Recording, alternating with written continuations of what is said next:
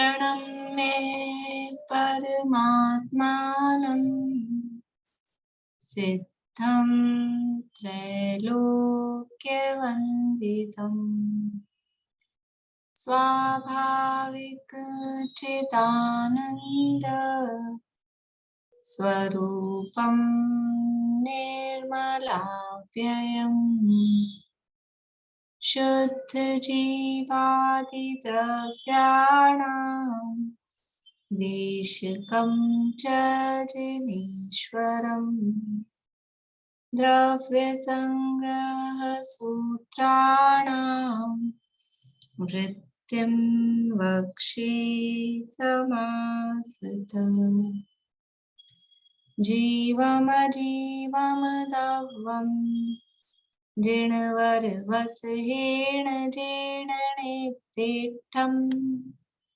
देविन्दविन्दवन्दम् वन्दे तं सर्वदा शिरसा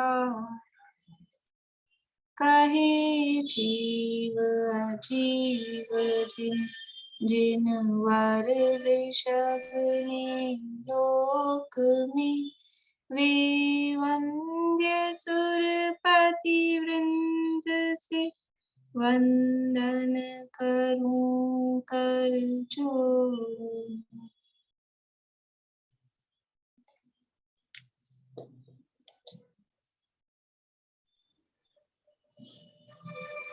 क्या बोल रहे खासा आंटी? मेरे नंबर नहीं आए।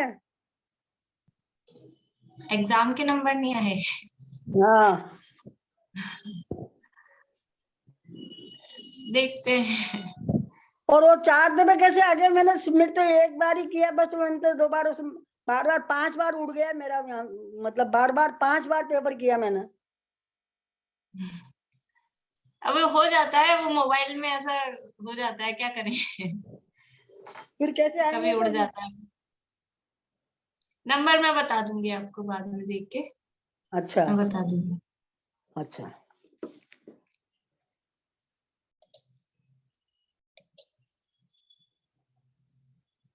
मैम नंबर डाल दिए क्या? मुझे तो पता ही नहीं चला। नंबर ग्रुप में नहीं डाले, मेल आपको कर दी मैंने, मैसेज कर दिया था। वो मैं देखी ही नहीं। अच्छा, और मैं आपको वो 2 भेजी थी इसलिए आपका वो वापस आपने क्या मैसेज। गूगल, मैंने नहीं भेजे थे वो पीडीएफ, आपने ड्राइव पे से निकाली, वो ड्राइव पे डाल के जाती है, वो ड्राइव पे से निकाला है आपने गूगल पे से। हाँ टेलीग्राम ग्रुप हाँ पे नहीं भेजे अभी वो नोट्स। टेलीग्राम नहीं मैंने टेलीग्राम से निकाले मैम, टेलीग्राम टेलीग्राम में से वो दिया है। लिंक, टेलीग्राम में वो लिंक दी है, खाली उस लिंक को आप क्लिक करेंगे ना, तो अब तक जितने लिख चुकी हूँ ना मैं, वो उस पे आते जाते हैं। तो वो लिंक पे तो एकदम अपडेट रहते हैं, तो आपने वहीं से देख लिए, मैंने ग्रुप पे नहीं डाले थे। कोई वो पढ़ दिक्कत नहीं सकते है, हैं वो ना? तो वही। हाँ, पर वो पूरे नहीं, अभी अधूरे हैं, उसमें आगे और लिखा हुआ है, वो अधूरे हैं अभी। वो नहीं पेज भी अधूरा है, जहां तक वो पेज आया ना, वो पेज भी अधूरा है, उसके नहीं आगे वो और जो है आएंगे। वो तो पढ़ सकते हैं ना? वो हाँ जो हाँ वो लिखा वो तो पढ़ सकते हैं ना? हाँ मैम कैसा हुआ मेरा पेपर? ठीक हो गया था क्या? हाँ, देख लीजिएगा। चलिए गाथा पाठ करेंगे, सुलोचना अभी आप करिए गाथा पाठ।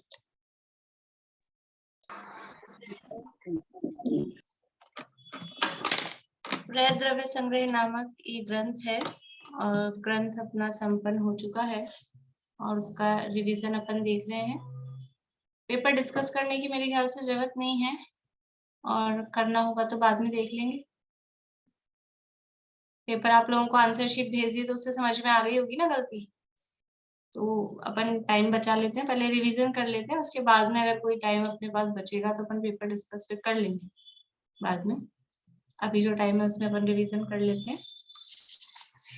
यहाँ कल अपन ने 47वीं गाथा से शुरू किया था, और 47वीं गाथा और 48वीं गाथा भी अपन ने शुरू की थी। अब जो ये तीसरे अधिकार का जो दूसरा अंतराधिकार है, उसमें ध्यान का प्रकरण है, ध्यान की प्रेरणा दे रहे हैं। नाम है मोक्ष मार्ग अधिकार, तो पहले मोक्ष मार्ग का स्वरूप, उसके प्रकार बताए। अब वो मोक्ष मार्ग की प्राप्ति की विधि बता रहे हैं, वो मोक्ष मार्ग कैसे प्राप्त होगा। वो मोक्ष मार्ग ध्यान में प्राप्त होता है, ध्यान के काल में प्राप्त होता है। इसलिए यहाँ ध्यान करने की प्रेरणा दे रहे हैं, ध्यान का स्वरूप बता रहे हैं, ध्याता का स्वरूप बता रहे हैं और ध्येय का स्वरूप बता रहे हैं। फिर साथ में उस ध्यान का फल, वो प्रेरणा कैसे मिले, ध्यान का फल भी साथ में बता रहे हैं, तो वो प्रेरणा उससे और अधिक पुष्ट होती है। यहाँ 48वीं गाथा अपन देख रहे हैं, गाथा का पाठ करते हैं। मामुच्छः मारजः माधुसः इट्ठनिट्ठ अट्ठेषु स्थिरमिच्छहि जयि चित्तम् विचित्त झाणपसेद्धिये।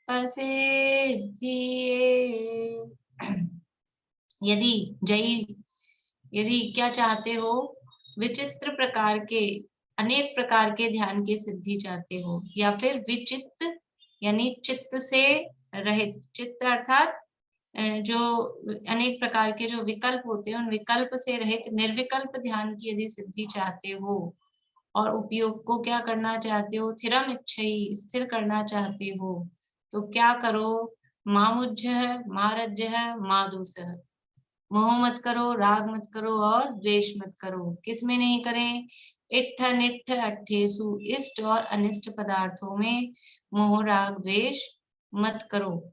यदि तुम अनेक प्रकार के अथवा विकल्प जाल रहित ध्यान की सिद्धि के लिए चित्त को स्थिर करना चाहते हो, तो इष्ट अनिष्ट इंद्रिय के विषयों में मोह राग द्वेष मत करो। वास्तव में ये इंद्रियों के विषयों को इष्ट अनिष्ट कह रहे हैं ना, ये भी वो अज्ञानी की तरफ से कह रहे हैं।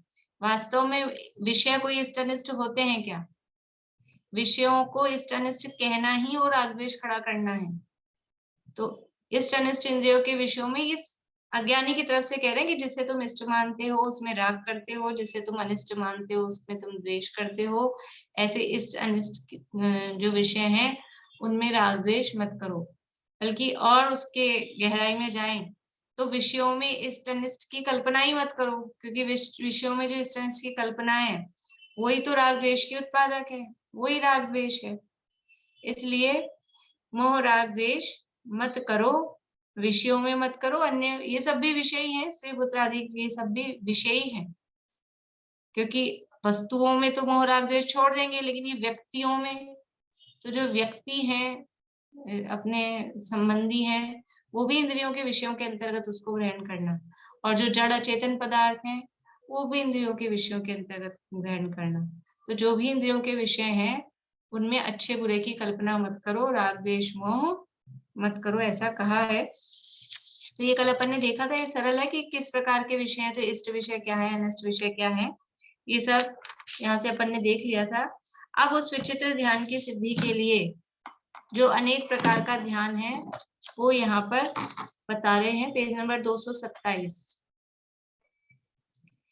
और ये जो दो प्रकार का ध्यान बताएंगे, एक तो आगम भाषा से उसका वर्णन कर रहे हैं, ये जो सारा वर्णन होगा वो आगम भाषा से, और उसके बाद में करेंगे अध्यात्म भाषा से। तो जितने भी भेद प्रभेद जो डिटेल चलने वाली है या चली है वो तो है आगम। आगम भाषा का मतलब है उसको अपन ये कह सकते हैं कि शास्त्र की परंपरा से, करना नियोग के आधार पे, वो कहलाएगा आगम भाषा से। और अध्यात्म भाषा का मतलब है कि अपने प्रयोजनभूत आत्मा के प्रयोजन से जो कथन किया जा रहा है वो अध्यात्म भाषा से। और जो परंपरा से शास्त्रों में जो चला आया है, जिस तरह का सारा जो वर्णन है वो कहलाता है आगम भाषा। तो अब आगम भाषा से अनेक प्रकार के ध्यान का वर्णन यहाँ किया है। तो ध्यान कितने प्रकार का है सबको मालूम है? ध्यान कितने प्रकार का है, बोलिए सविता आंटी। आर्द्र ध्यान, रौद्र ध्यान, धर्म ध्यान और शुक्ल ध्यान। हाँ, ये 4 प्रकार का ध्यान है, आर्द्र ध्यान, रौद्र ध्यान, धर्म ध्यान और शुक्ल ध्यान। ये 4 प्रकार का ध्यान है। अब इसमें से आर्त ध्यान किसे कहते हैं? आर्त ध्यान किसे कहते हैं?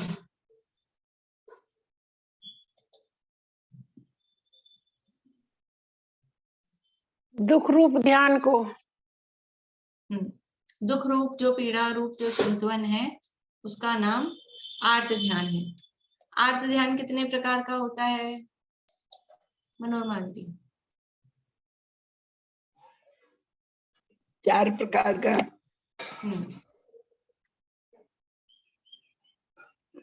नाम ध्यान नहीं आ रहा। अनिष्ट, अनिष्ट संयोग आर्ध्यान, इष्ट वियोग आर्ध्यान और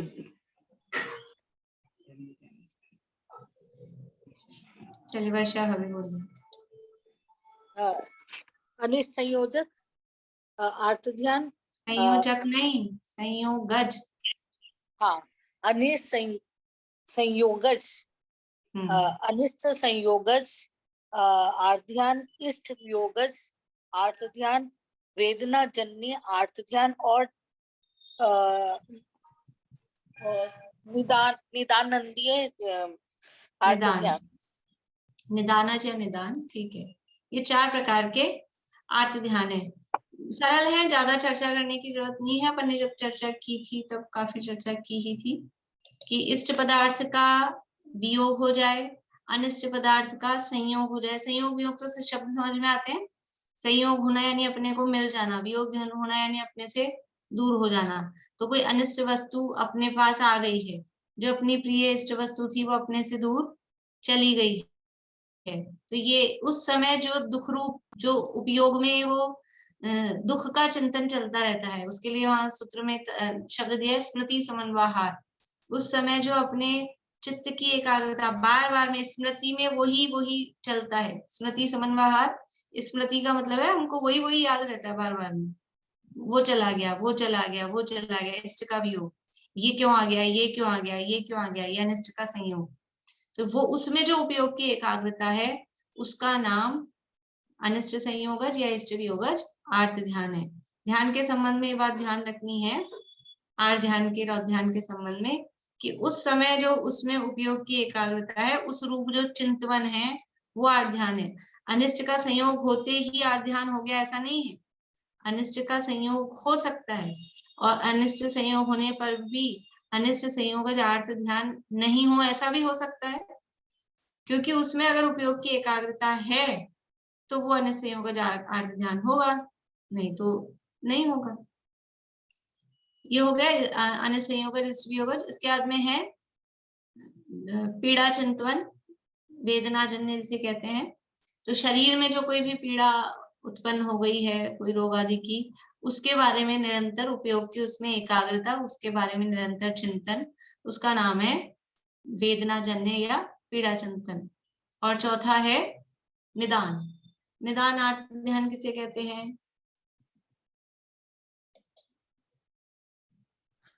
भोगों की इच्छा करना, आगामी भोगों की वांछा करना, और उसमें भी वही स्मृति समन्वहार, वो उपयोग की उसमें एकाग्रता होना, उसको निदान नाम का आर्त ध्यान कहते हैं। तो ये परिभाषाएं तो सरल है। अब इसके संबंध में आर्त ध्यान कौन से गुण स्थान तक पाया जाता है?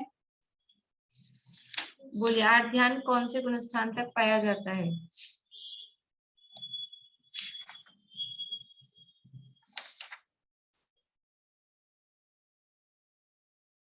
उंगली से बता सकते हैं, सभी लोग जवाब दे सकते हैं।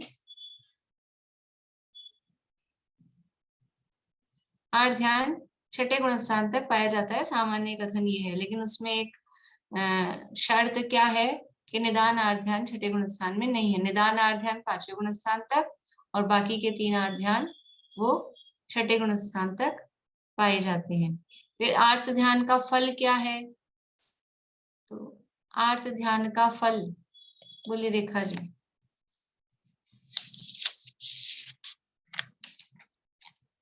चालू करिए आवाज। आर्त ध्यान का फल ये है कि इसके 4 भेद हैं, उनमें नहीं आर्त ध्यान का फल तिर्यंच गति। तिर्यंच गति। क्या इनका जवाब सही है?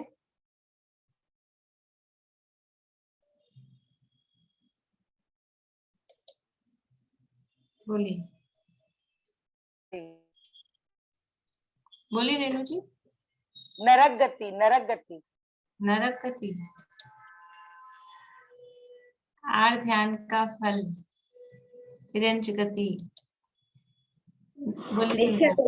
मिथ्या दृष्टि के लिए तो त्रियंच गति है, और अगर सम्यक दर्शन होने वो उसके मतलब उसके बाद हो गया, सम्यक दर्शन हो गया, त्रियंच गति का बंध बनने के बाद सम्यक दर्शन हो गया, तो फिर भोग भूमि में जाएगा वो जीव, या गति इतना सा शॉर्ट में बोलना है ना कि मिथ्या दृष्टि का आर्त ध्यान वो तिर्यंच गति का कारण है। आर्त ध्यान का फल तिर्यंच गति कहा है वो मिथ्या दृष्टि की मुख्यता से। तिर्यंच गति है, नरक गति नहीं है, लेकिन वो सभी को, क्योंकि आर्त ध्यान तो छठे गुण स्थान तक चल रहा है, तो फिर क्या पांचवें छठे चौथे पांचवें छठे वाले भी नरक तिर्यंच में जाएंगे?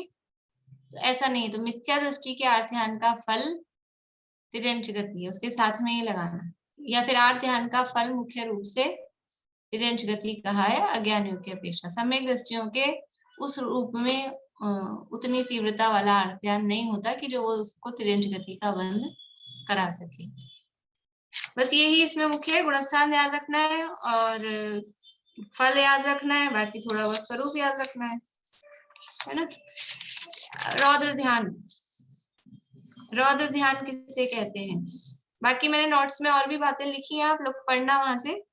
अंतर वगैरह जो अपन ने देखे थे, निदान शल्य निदान आर्त ध्यान में अंतर, निदान आर्त ध्यान में अंतर। जिन लोगों को ड्राइव पे देखना आता है, वो लिंक मैंने कल भी भेजी है ग्रुप में, उस लिंक को आप दबाएंगे तो सारे नोट्स निकल के आएंगे। उसमें से फिर तीसरा अधिकार, वो चौथा नंबर का फोल्डर है, वो तीसरे अधिकार का आप खोलेंगे तो तीसरे अधिकार के पूरे नोट्स उसमें खुलेंगे मोबाइल में आपके। तो उसमें आप आगे करके 48वीं गाथा 47वीं गाथा से देख सकते हैं। पर अभी वो पूरे नहीं है, जिनको जल्दी पढ़ना है तो वो वहां से देख लें। फिर ये 48वीं गाथा पूरी हो जाएगी तो मैं उतने तो PDF डाल दूंगी, और बाकी के फिर जैसे भी बनेंगे। पर ये अभी अधूरा है, इसलिए मैंने PDF बना के डाला नहीं ग्रुप में। लेकिन आप लोगों को अगर देखना है किन्हीं को तो उसमें देख सकते हैं, ड्राइव पे डले गए। ये आर्त ध्यान, रौद्र ध्यान और धर्म ध्यान का तो पूरा है। शुक्ल ध्यान का थोड़ा 3 शुक्ल ध्यान तक का, तीसरे का भी अधूरा है, उसमें 2 शुक्ल ध्यान तक का पूरा है। हिंसा के कार्यों में आनंद मनाना, रौद्र ध्यान। हिंसा के कार्यों में आनंदित होना, अकेले बस हिंसा में आनंदित होना नहीं, मतलब 5 पापों में हिंसा, मृषा, चौरन। हाँ, तो पाप करके आनंद मनाना, पाप कार्यों में आनंदित होना, उसका नाम, ऐसे परिणामों को रौद्र ध्यान कहते हैं। यानी क्रूरता रूप जो परिणाम है, क्रूरता में जो आनंद आ रहा है, ऐसे जो परिणाम है वो रौद्र ध्यान कहलाते हैं। पापों में आनंद मनाने रूप जो चिंतवन है उसको रौद्र ध्यान कहते हैं। और रौद्र ध्यान के भेद और स्वरूप, बोले निशांति। 4 भेद हैं: हिंसानंदी, मृषानंदी, चौर्यानंदी, परिग्रहानंदी। इनके बारे में भी बता दो। हाँ, स्वरूप। हिंसक कार्यों और उनके भावों को करके उनमें आनंदित होना, ये हिंसानंदी हो गया। इसी प्रकार से असत्य बोलना और असत्य बोलने के भावों में आनंदित होना। और अचौर्यानंदी, चोरी करने के परिणाम करके, चोरी करके उन भावों में आनंदित होना। और कौन सा है ये? इसका नाम क्या है थर्ड वाले का? चौर्यानंदी। ठीक, पहले मैंने अचौर्यानंदी गलती से बोल दिया था, चौर्यानंदी। और परिग्रहानंदी, परिग्रह को इकट्ठा करना और उनको निरंतर संभाल के रखने के भावों में लगे रहना, ये परिग्रहानंदी होता है। बहुत बढ़िया, ठीक है। तो वो इन पापों में ही उपयोग लगे रहना। पाप तो होते हैं लेकिन माइंड में वही चलते रहना, हिंसा के संबंध में, चोरी के संबंध में, झूठ के संबंध में। यानी ध्यान में ये ध्यान रखना है कि वहां स्मृति समन्वय, वो उपयोग की एकाग्रता वहां हो रही है, वो तत्संबंधी ध्यान कहलाएगा। तो जिस कार्य में उपयोग की एकाग्रता हो रही है, यदि दुख रूप चिंतवन में उपयोग की एकाग्रता हो रही है तो आर्त ध्यान है। और यदि ये इस तरह के पाप में आनंद रूप उपयोग में की एकाग्रता हो रही है तो वो रौद्र ध्यान है। रौद्र ध्यान का फल, रौद्र ध्यान का फल क्या है और रौद्र ध्यान के गुण स्थान। चमेली आंटी।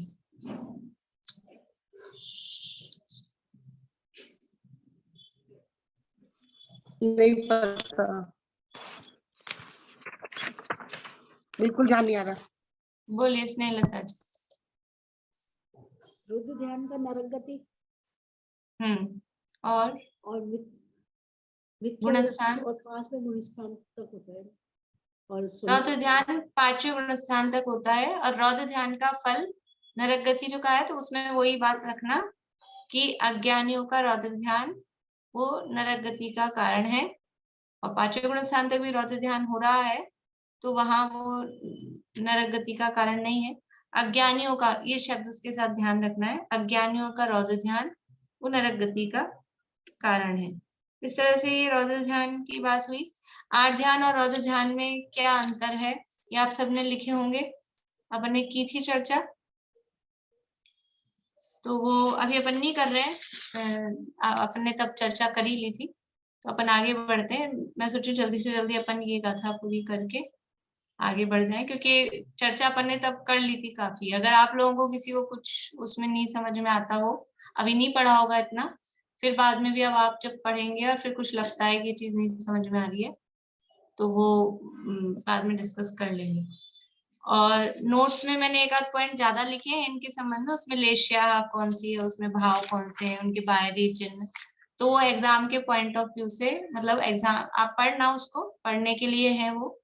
एग्जाम में जितना अपन ने क्लास में पढ़ा है उतना ही आएगा, मतलब एग्जाम में उनका फल, गुणस्थान और स्वरूप जितना अपने टीका में दिया है, टीका में ये दिया है, स्वरूप दिया है, गुणस्थान दिया है और उसका फल भी दिया है, तो एग्जाम में उतना ही आएगा।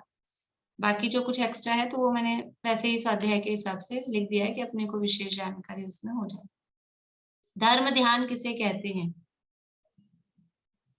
धर्म ध्यान किसे कहते हैं? बोले रेणु जी।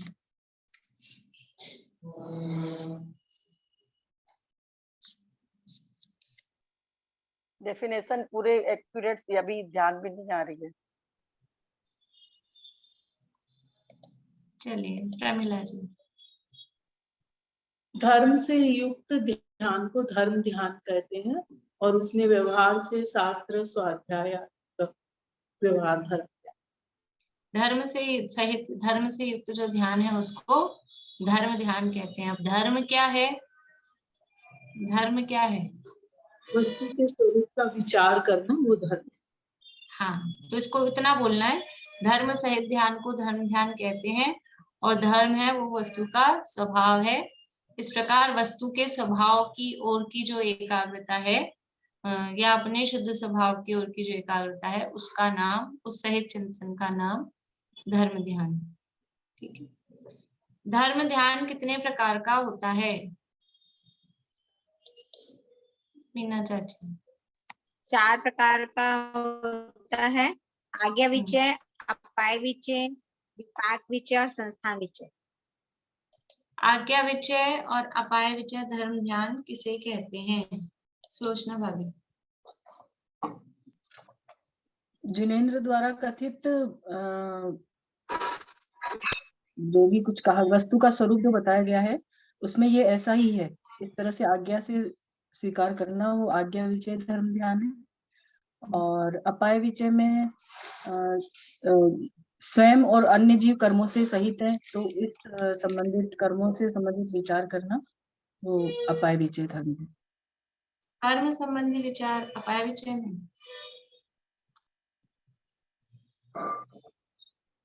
विनीता आंटी, अपाय विचय का क्या स्वरूप है? रतन के ज्ञान स्वरूप स्वयं और पद के भेद का ज्ञान होना, वो अपाय विचय धर्म ध्यान का जाता है। फिर से बोलिए। रतन त्रय के बल से सम्यक दर्शन, सम्यक ज्ञान, सम्यक चारित्र रूप, उसके बल से स्वयं और पर के भेद का स्वरूप ज्ञात होना, उसको अपाय विचय धर्म ध्यान कहते हैं। ठीक है, लेकिन वो मतलब असली भाव नहीं आ रहा।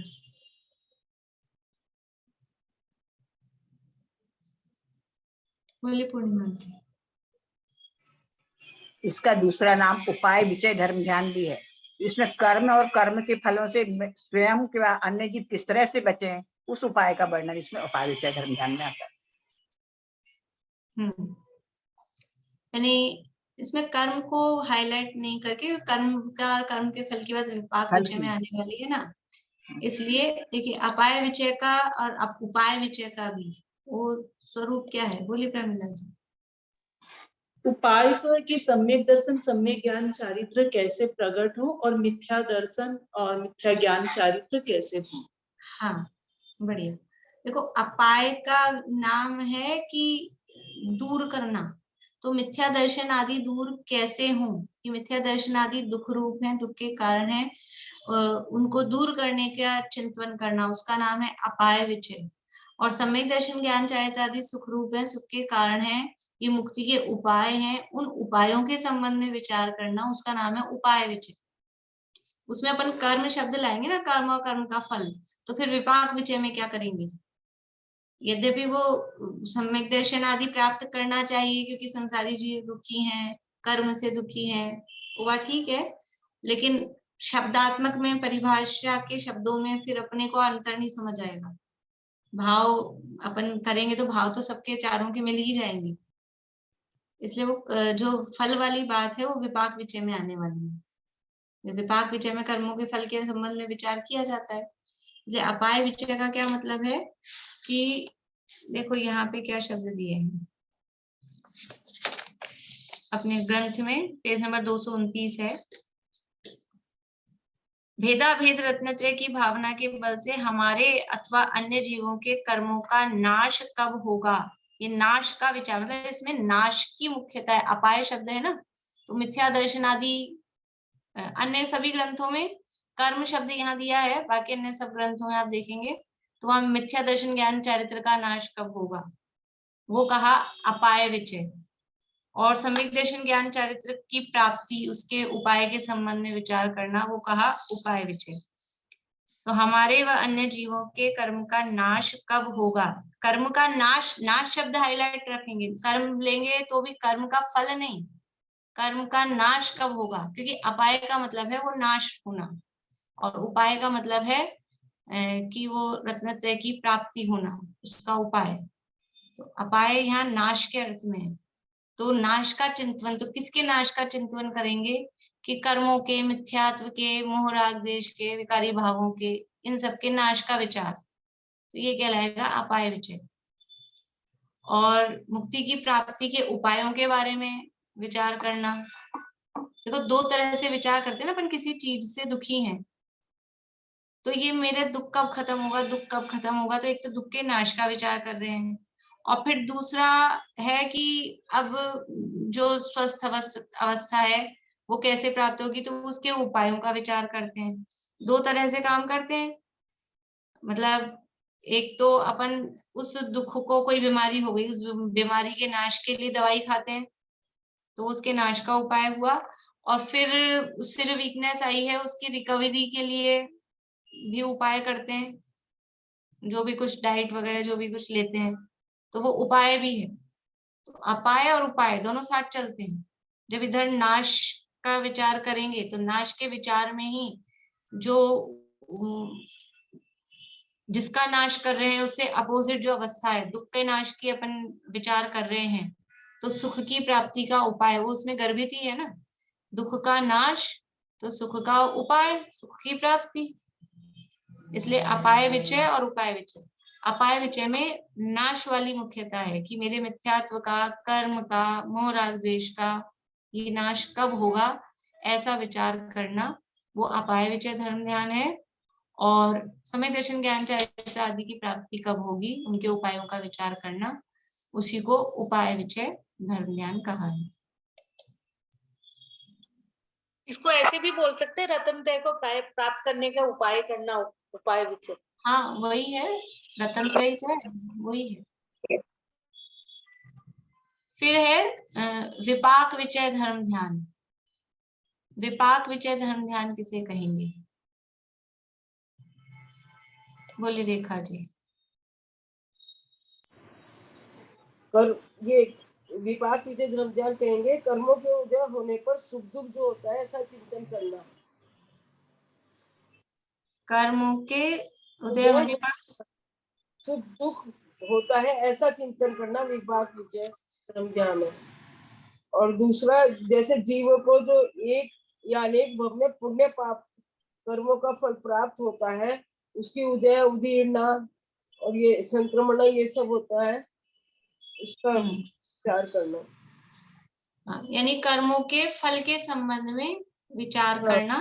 तो उस फल के अंतर्गत मुख्यतया उदय की है, फिर उसके साथ में उदय भी उदीर्णा उत्कर्षण अपकर्षण संक्रमण जिस तरह से कर्मों में होता है, तो कर्मों के फल के संबंध में विचार करना। तो विपाक विचय धर्म ध्यान, जैसे जो अपन ये विचार करते हैं स्वयं किए जो कर्म शुभाशुभ फल निश्चय ही वे देते, करे आप फल दे अन्य तो स्वयं किए निष्फल होते।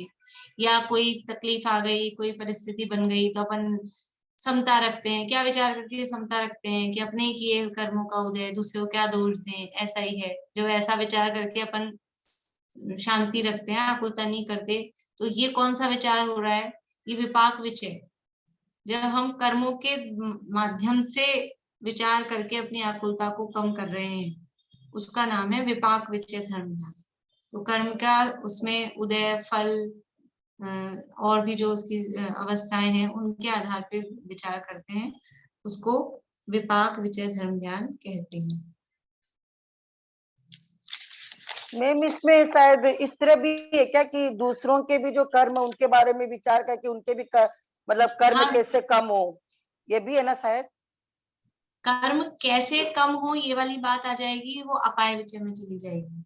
अभी तो कर्म के फल पर विचार करना है। किसी दूसरे भी जीव को देखा, दीन दुखी दूसरे के जीव का भी, तो उसको भी देख के कि देखो कैसे कैसे कर्म के उदय हैं, विचित्र है। मान लो कोई कोई ऐसे दिखते हैं ना, अपने को कोई अपाहिज दिख रहा है, किसी का अंग भंग दिख रहा है, तो उसको देख के अपने को क्या विचार आता है? अपन लोग जो कोई थोड़ा स्वाध्याय वगैरह करते हैं तो यही विचार आता है ना कि किस तरह के इसने क्या कर्म किए होंगे, कैसे पाप किए होंगे, किस तरह के काम किए होंगे, ऐसा इसका शरीर हुआ है, ऐसी इसकी अवस्था हुई है। तो ये जो अपने को विचार आ रहा है वो विचार है विपाक विचय।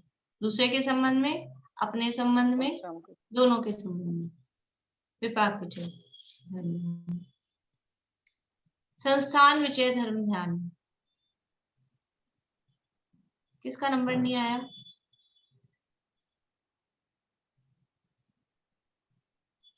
मैं पूछ रही हूँ किसका नंबर नहीं आया? रेखा जी अभी भी तो आपसे पूछा, आप हाथ खड़ा कर रहे हैं। बोलिए सुमन जी।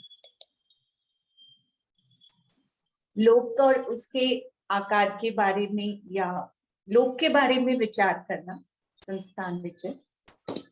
हाँ, जो भी लोक का स्वरूप बताया है जिनवाणी में, उसके आकार प्रकार के स्वरूप के बारे, आकार प्रकार के बारे में, उसके स्वरूप के बारे में विचार करना, वो संस्थान विचय।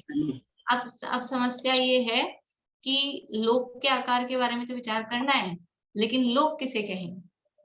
तो उस आधार पर उस संस्थान विचय धर्म ध्यान का स्वरूप, तब जैसे अपन ने धर्म ध्यान किसे कहते हैं? धर्म सहित ध्यान को। तो धर्म किसका नाम, उस आधार पे वो धर्म ध्यान का फैलाव होगा। ऐसे ही संस्थान विचय धर्म ध्यान, तो संस्थान में हमने कहा लोक का आकार। अब लोक किसका नाम? लोक की परिभाषा हम कितने प्रकार से बना सकते हैं, कैसे कैसे बना सकते हैं? बोलिए निशांती। व्यवहार में तो बाहर में जो ये लोक, 3 लोक दिखाई देते हैं, ये लोक है। और निश्चय से मेरा आत्मा ही लोक है, क्योंकि सारे जितने भी ज्ञेय पदार्थ है मेरी आत्मा में ही झलकते हैं, केवल ज्ञान में झलकते हैं उस अपेक्षा से। चिल लोक बोलते हैं ना। एक और है, वो याद नहीं आ रहा है। बोलिए। जहाँ पर 6 द्रव्यों का स्वरूप का चिंतन किया जाए, 6 द्रव्य पाए जाए, उसे लोक कहते हैं। बढ़िया। यानी लोक की परिभाषा 2 तरह से, लोक के स्वरूप को, लोक भावना में अपन ने देखा था, यहाँ पे भी जब लोक की चर्चा की थी संस्थान विषय तब भी देखा था। एक तो है लोक का भौगोलिक स्वरूप, ऊर्ध्व मध्य अधोलोक। उस रूप में लोक के आकार प्रकार का विचार करना कि कैसा है, 14 राजू तंग नभ लोक पुरुष संथान कामे जीवन आदित्य भ्रमत है बिन ज्ञान। एक इस तरह से ये लोक का जो रचनात्मक स्वरूप है भौगोलिक जो रचना है उस आधार पे चिंतन करना। और दूसरा है कि लोक का क्या कहेंगे उसे अपन, फिजिक, मतलब जो बना किससे है वो, तो वो 6 द्रव्यों का समूह। तो लोक है एक तो ऊर्ध्व मध्य अधोलोक स्वरूप लोक, और एक है षड द्रव्यात्मक लोक। तो षड द्रव्यात्मक लोक का आकार प्रकार क्या होगा, तो वो वहां आकार का अर्थ क्या लेना है, संस्थान विषय में अर्थ तो है आकार का चिंतन, ठीक है, आकार का चिंतन वो संस्थान विषय है। लोक के आकार का चिंतन, तो जो 3 लोक है उसमें तो अपने को समझ में आता है कि ऐसा ऐसा आकार है, पुरुष कर्कटी भय वो है ना उसमें, एक मतलब पुरुषाकार, 3 हाथ कमर पे हाथ रख के खड़ा है पुरुष, वो हमने आकार का विचार कर लिया। लेकिन षड द्रव्यात्मक जो लोक है उसके आकार का क्या मतलब, उसका आकार कैसे चिंतन करें। जीव का क्या कोई एक निश्चित आकार है, कितने तरह के जीव हैं, 1 इंद्रिय 2 इंद्रिय 3 इंद्रिय 4 इंद्रिय, तो उनके आकार, फिर पुद्गलों का आकार तो पूछो ही मत कितना सारा है, धर्म धर्म आकाश काल। तो यहाँ आकार का क्या मतलब है, बोलिए सुमन जी। अनादि अनंत स्वरूप, वो षड्द्रव्यात्मक लोक है, वो अनादि से है, और वो आकार शब्द का अर्थ नहीं आएगा, वो बात ठीक है आपकी, वो इसमें आएगी, लेकिन आकार शब्द में वो अर्थ, बोलिए रेणु जी। संसार, संसार नहीं, बोलो प्रीति। आकार यानी विकल्प, जो पिछले उसमें आए थे, विकल्प मतलब उनका निर्णय करके जानना। हाँ, विकल्प शब्द से ज्यादा अच्छा है निर्णय। आकार का मतलब है उनके स्वरूप का निर्णय पूर्वक जानना, यहाँ आकार शब्द का वो अर्थ लेना। 6 द्रव्यों के आकार का चिंतन, आकार मतलब उनका स्वरूप। निर्णय शब्द अपने को अजीब को लग रहा है, लेकिन निर्णय में क्या हो रहा है, स्वरूप का जानना हो रहा है, जो ज्ञान जिसको कहा ना ज्ञान साकार है, जो अपन पीछे 44वीं गाथा में पढ़ के आए हैं कि ज्ञान साकार है दर्शन निराकार है। तो वहां साकार का मतलब क्या है कि ज्ञान है वो पदार्थों के स्वरूप को जानता है, इसलिए वो साकार है, और दर्शन है वो पदार्थों के स्वरूप को भेद पूर्वक नहीं जानता है, वो सामान्य जानता है, इसलिए वो निराकार है।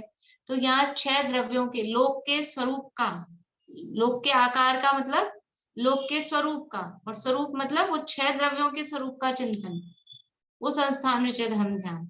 तो पूरा द्रव्यानुयोग का ये मतलब सारा जो भी प्रकरण हो गया 6 द्रव्यों के स्वरूप में, और अकेला फिर 6 द्रव्य नहीं रहते हैं, 6 द्रव्य, पंचास्तिकाय, 7 तत्व, 9 पदार्थ, वो सब उसमें शामिल हो जाते हैं, वो सारा चिंतन संस्थान विषय का, इसलिए बहुत बड़ा क्राइटेरिया है संस्थान विषय धर्म ध्यान का, मतलब इस रूप में भी बहुत बड़ा है, और भेद प्रभेद के रूप में भी फिर वो आगे जो अपन ने देखी थी ना भाई, ये धारणाएं वगैरह, वो सब भी उसमें आती है। तो बहुत बड़ा उसका क्राइटेरिया हो जाता है संस्थान विषय का, क्योंकि लोक के स्वरूप का विचार करना, लोक के स्वरूप में छूटा क्या, सब तो कुछ आ गया, वो सब चिंतन विचार करना, वो सब संस्थान विषय है। तो लोक के आकार प्रकार का, भौगोलिक स्वरूप का, यानी कर्णानुयोग में जो स्वरूप बताया उसका विचार करना, वो संस्थान विषय धर्म ध्यान है। और जो षड्द्रव्यात्मक लोक है, उस षड्द्रव्यात्मक लोक के स्वरूप का, यानी 6 द्रव्यों के स्वरूप का विचार करना, यानी द्रव्यानुयोग का संपूर्ण कथन, वो संस्थान विषय धर्म ध्यान है। और फिर जो तीसरी निश्चय परक परिभाषा है कि वास्तव में जिसमें ये सारे ये झलकते हैं, ऐसा अपना चैतन्य आत्मा वो लोक है, तो उस चैतन्य लोक के स्वरूप का विचार करना, ये परम अध्यात्म वाला विचार भी उसमें आ गया, ये सब उसमें गर्भित हो गया, इस संस्थान विषय धर्म। फिर संस्थान विषय धर्म ध्यान के जो इसी के भेद के रूप में वो पिंडस पदस रूपस रूपातीत, इसके भेद के रूप में भी कहते हैं, अथवा अलग से धर्म ध्यान के 4 प्रकार के भेद उस रूप में भी कहते हैं। तो पिंडस्थ ध्यान किसे कहते हैं, यहाँ पर अपने इसमें है क्या, पिंडस्थ ध्यान की चर्चा है ना आगे, पिंडस पदस रूपस इसी गाथा में है, इसी गाथा में आएगी आगे। ये चर्चा तो इसमें अपन लेंगे, यहाँ यद्यपि शॉर्ट में है, पिंडस्थ आदि के खाली नाम दिए हैं पीछे, लेकिन थोड़ा बहुत बस स्वरूप स्वरूप की चर्चा अपन लेंगे एग्जाम में, पिंडस्थ, पदस्थ, रूपस्थ और रूपातीत का। बाकी जो धारणाएं वगैरह है वो डिटेल नहीं लेंगे, खाली उनकी परिभाषात्मक रूप स्वरूप। पिंडस्थ ध्यान किसे कहते हैं?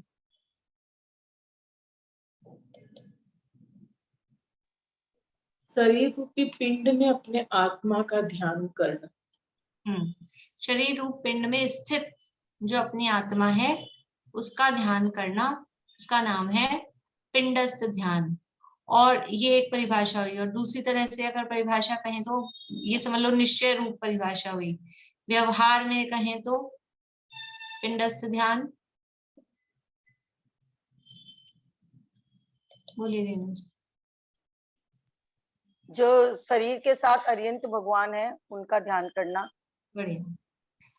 शरीर रूप पिंड में स्थित जो परमोदारिक देह में स्थित जो अनंत परमात्मा है उनके स्वरूप का विचार करना, वो भी पिंडस्थ ध्यान है। इस तरह से ये पिंडस्थ ध्यान हुआ। अब इस पिंडस्थ ध्यान के अंतर्गत 5 धारणाएं होती हैं।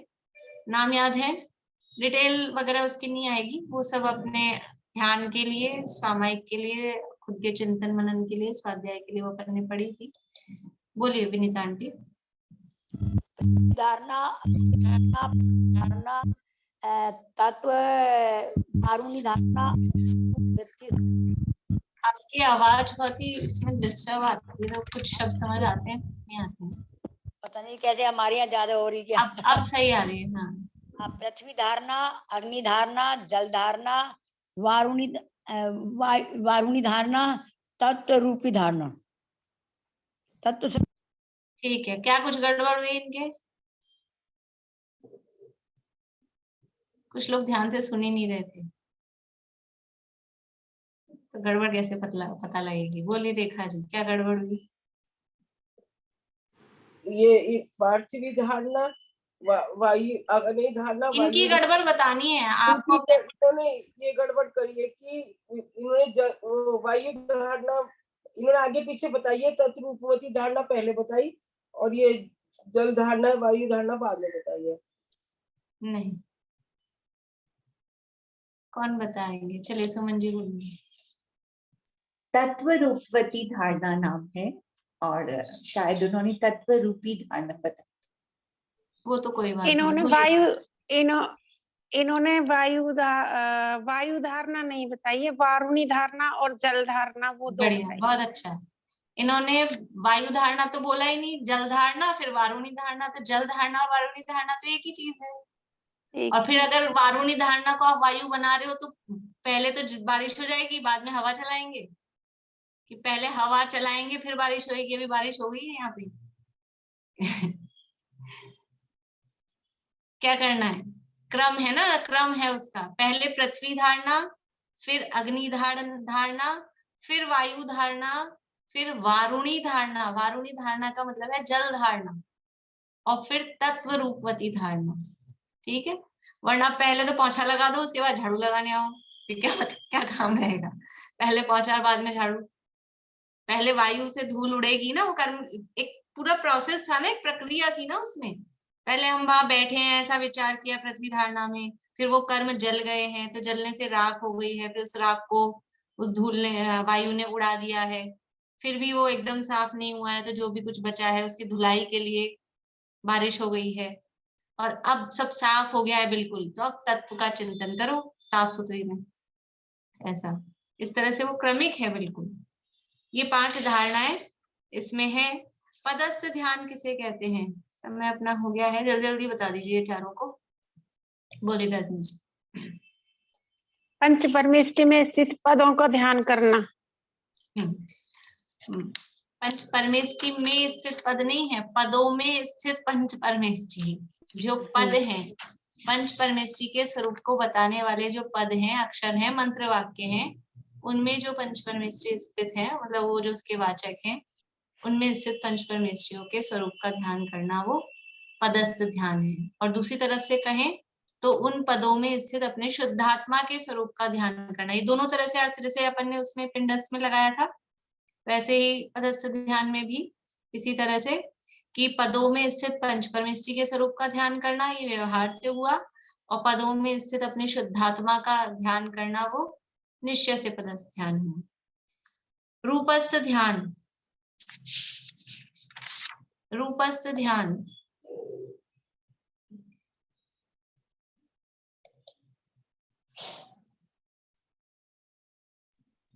जिस आत्म स्वरूप को हम प्राप्त करना चाहते हैं, जो उस स्वरूप को प्राप्त कर लिए हैं सिद्ध प्रभु, उनका ध्यान करना रूपस्थ ध्यान।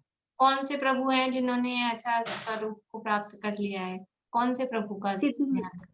सिद्ध भगवान, सिद्ध भगवान का ध्यान करना रूपस्थ सिद्ध ध्यान। परमेश्वर का ध्यान करना।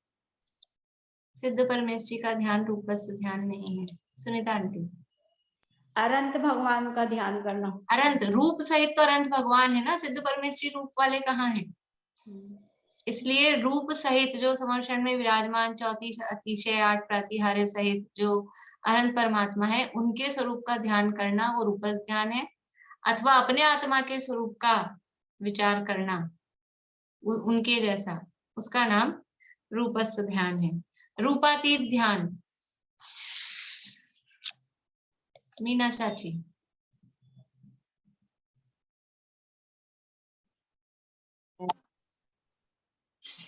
अपने अपने शुद्धात्मा का ध्यान करना, अपने रूप का मतलब अपने स्वरूप का ध्यान करना। और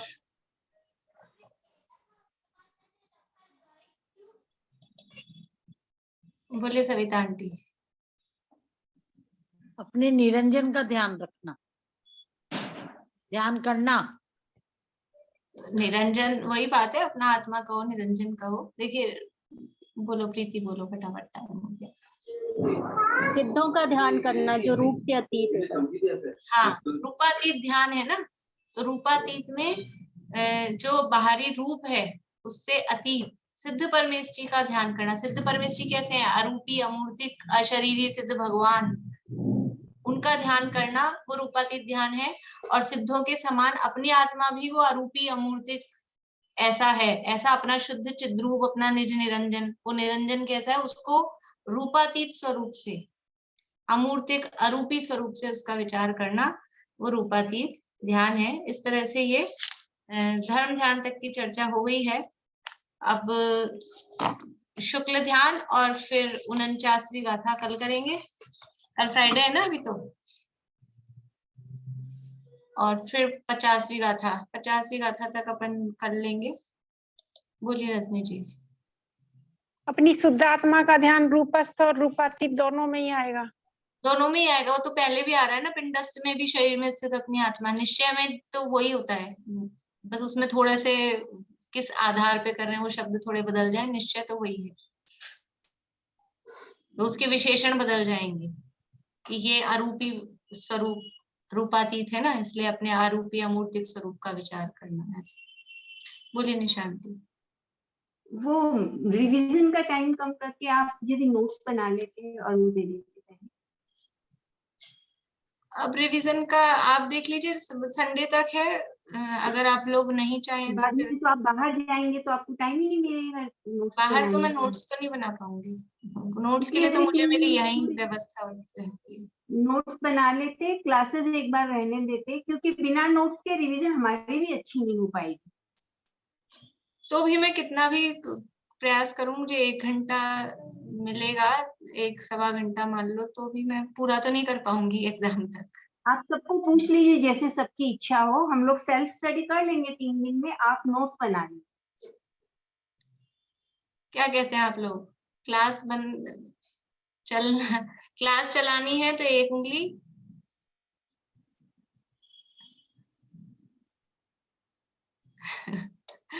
चलो देखती हूँ, मैं ही विचार करके बता दूंगी। जल्दी से बोलिए वर्षा, अभी प्रमिला जी, फिर एग्जाम थोड़ा सा आगे कर रिवीजन भी अच्छी हो जाएगी आपके आने के बाद में। और वो तो अपन ने एक अप्रोक्सीमेट डेट रखी है एग्जाम की, तो क्योंकि अब अपन को हड़बड़ी तो कुछ है नहीं। नहीं हड़बड़ी तो नहीं है, लेकिन रिवीजन हो जाएगा। उसके बाद क्या करेंगे? मान लीजिए रिवीजन और कर लेंगे, आने बाद के में बाद हम लोग उठा के देखेंगे ही नहीं। हम लोग तो जो अभी पढ़ लेंगे ना, अभी अच्छे से कर लेंगे। थोड़ा लंबा भी पर मुझे नोट्स कंप्लीट करने में तो बहुत टाइम लगने वाला है, क्योंकि मुझे मालूम है उसमें विषय बहुत सारा है। तो मुझे आपके नोट्स से हम लोगों की पढ़ाई बहुत अच्छी होती है, एकदम थॉरो स्टडी हो जाती है, खुद इतना नहीं होएगा। तो फिर ऐसा करते हैं कि अपन आगे लघु द्रव्य संग्रह पढ़ लेंगे, फिर आगे नया ग्रंथ स्टार्ट कर लेंगे, फिर बाद में एग्जाम रख लेंगे। मुझे एग्जाम जैसे के बहाने पढ़ाई बहुत ज्यादा अच्छी हो जाती है, अदरवाइज हम लोग बहुत लाइटली लेते हैं सारी बातों को। चलिए फिर देखते हैं, विचार कर लेंगे अपन। अभी तो आप लोग यही समझिए, पढ़ाई रिवीजन तो करना ही है आप लोगों को, पढ़ते तो रहना ही है, फिर जो भी होगा वो अपन देख लेंगे। वर्षा अभी आप कुछ कहना है आपको? म्यूट हो गए आप। गलती से उठ गया था। ठीक, चलिए, जय श्री राम।